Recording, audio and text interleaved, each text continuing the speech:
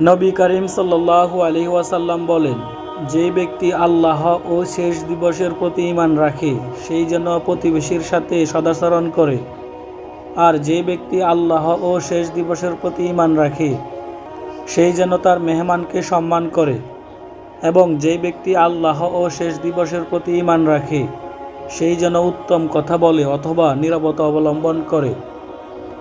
Reference সুনানে ইবনে মাজাহ, হাদিস নং 3672। পবিত্র কোরআন মাজিদে আল্লাহ তাআলা বলেন, যারা ঈমান এনেছে ও সৎকর্ম করেছে তাদেরকে সুসংবাদ দিন যে তাদের জন্য এমন সব বাগান প্রস্তুত রয়েছে যার নিচে নহর প্রবাহিত থাকবে। যখনই তাদেরকে তা থেকে রিজিক হিসেবে কোনো ফল দেওয়া হবে তারা বলবে, এটা তো সেটাই যা আমাদেরকে আগেও দেওয়া হয়েছিল। তাদেরকে এমন রিজিকই দেওয়া হবে যা দেখতে একই রকমের হবে।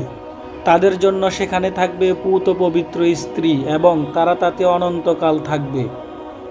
রেফারেন্স সূরা বাকারা আয়াত 25। আবু হুরায়রা রাদিয়াল্লাহু তাআলা আনহু থেকে বর্ণিত, রাসূল সাল্লাল্লাহু আলাইহি ওয়াসাল্লাম বলছেন, মানুষ যখন মারা যায় তখন 3 প্রকার আমল ব্যতীত সকল আমল বন্ধ হয়ে যায়। 1. সদকায়ে জারিয়া। 2. এমন ইলম যার দ্বারা উপকার সাধিত হয়। 3. নেককার সন্তান যে তার পিতামাতার জন্য দোয়া করতে থাকে। রেফারেন্স সহিহ মুসলিম, হাদিস নং 1631। পবিত্র কোরআনে আল্লাহ তাআলা বলেন, কাউকে তার সামর্থ্যের বাহিরে ক্লেশ দেওয়া হয় না।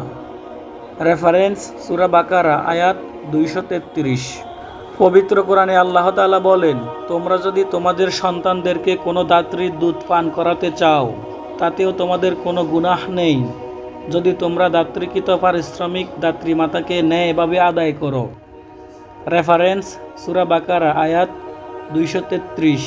পবিত্র কোরআনে আল্লাহ তাআলা বলেন, তবে কেউ তওবা করলে ও ঈমান আনলে এবং সৎকর্ম করলে আল্লাহ এরূপ লোকদের পাপরাশিকে পুণ্য দ্বারা পরিবর্তিত করে দেবেন। আল্লাহ অতি ক্ষমাশীল পরম দয়ালু। রেফারেন্স সূরা ফুরকান আয়াত 7।